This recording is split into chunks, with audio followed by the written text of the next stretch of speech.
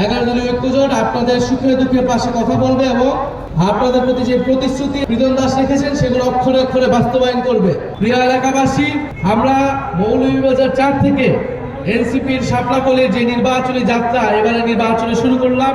ইনশাআল্লাহ আগামী নির্বাচনে আমরা সিলেটের প্রতিটি আসনেই শাপলাকলির ফুল ফুটাতে পারবো বলে অঙ্গীকার ব্যক্ত করছি।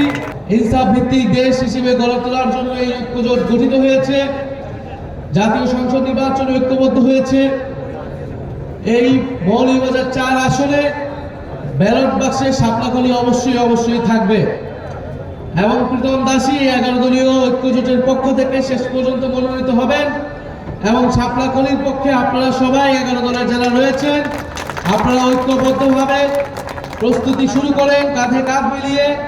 কারণ না কোনো আসন নষ্ট হোক, কোনো আসন চাঁদাবাজদের হাতে যাক, সন্ত্রাসদের হাতে যাক, নতুন করে যারা স্বৈরাচার প্রতিষ্ঠা করতে চায় তাদের কাছে যাক, আমাদের ভেদাভেদ বা ভুলের কারণে।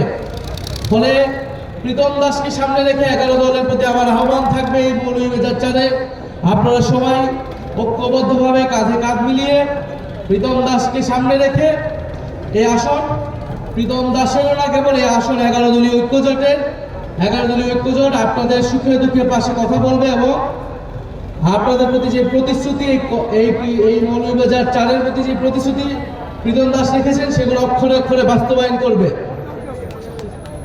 ইনশাআল্লাহ আমরা 12ই ফেব্রুয়ারি আমরা আকাঙ্ক্ষিত ফল পাবো এবং প্রীতম দাসকে এই মৌলভীবাজার 4-এর সন্তান প্রীতম দাসকে আমরা জাতীয় সংসদে দেখতে পারবো।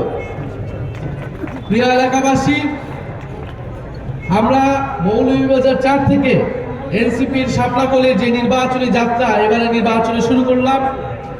ইনশাআল্লাহ আগামী নির্বাচনে আমরা সিলেটের প্রতিটি আসনেই শাপলাকলির ফুল ফুটাতে পারবো বলে অঙ্গীকার ব্যক্ত করছি।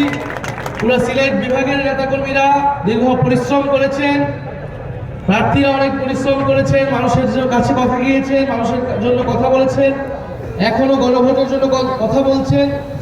আপনাদের আত্মত্যাগ সিলেটবাসী এবং জাতীয় নাগরিক পার্টি এনসিপি মনে রাখবে। ইনশাআল্লাহ ভবিষ্যতে আপনারা প্রতিদান পাবেন। এখন দলের সাথে জোটের সাথে আপনারা যে আসনে আছেন 11 দলীয় মনোনীত প্রার্থীর পক্ষে কাজ করুন এবং বিশেষত যেহেতু শাপলাকলির প্রার্থী রয়েছে মৌলভীবাজার 4-এ আপনারা মৌলভীবাজার 4-এর প্রতি বিশেষ নজর দিবেন এবং সবাই ঐক্যবদ্ধভাবে প্রীতম দাসকে জিতিয়ে আনার চেষ্টা করবে। প্রিয় এলাকাবাসী, আমরা বলছি যে বাংলাদেশ একটি নতুন বাংলাদেশ হবে। 5ই আগস্টের আগে আপনারা দেখেছেন ফ্যাসিস্ট আমলে এই পুরো বাংলাদেশের কি ধরনের পরিস্থিতি হয়েছিল। আমরা চাই না বাংলাদেশটা আগের মতো হোক। আপনারা আগে যেই দলই পদই করে থাকেন না কেন আপনারা শাপলাকলির নেতৃত্বে এনসিপি নেতৃত্বে নতুন করে সংগঠিত হন, শাপলাকলিকে জয়যুক্ত করুন। ইনশাআল্লাহ শাপলাকলি সবার সাথে ইনসাফ করবে, সবার সাথে ন্যায় বিচার করবে। 5ই আগস্টের পরে আমরা স্পষ্টভাবেই বলেছিলাম যে সবার সাথে আইনের শাসন অনুযায়ী ন্যায় বিচারের ভিত্তিতে সবার বিচার, যারা অপরাধী যারা ফ্যাসিস্ট রয়েছে তাদের বিচার নিশ্চিত করা হবে। যারা অপরাধের সাথে যুক্ত ছিল না, গণহত্যার সাথে যুক্ত ছিল না এবং কারো প্রতি কোনো ধরনের অবিচার করা হবে না।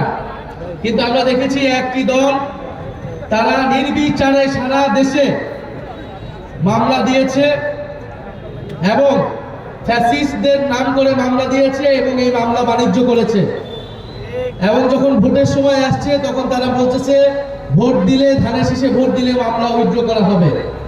ফলে এটা একটা স্পষ্টই প্রতারণা। এই প্রতারণা তারা তাদের ইশতেহারও করছে। আপনারা এর আগে 31 দফার কথা শুনে থাকবেন। তারা রাষ্ট্র সংস্কারের প্রতিশ্রুতি দিয়েছিল যখন ফ্যাসিস্টবাদী আমল ছিল, কিন্তু 5ই আগস্টের পরে তারা নিজেদের 31 দফার সাথেও বিক্রি করেছে, প্রতারণা করেছে। সেই 31 দফার দাবিও তারা মানে নাই। যখন সংস্কারের কথা বলা হয়েছে সেই সংস্কার তারা মানে নাই। এখন তারা আপনাদেরকে মিথ্যা অনেক প্রতিশ্রুতি দিচ্ছে। আপনারা কারণ এই মিথ্যা প্রতিশ্রুতিতে আপনারা বিভক্ত হবেন না, বিভ্রান্ত হবেন না।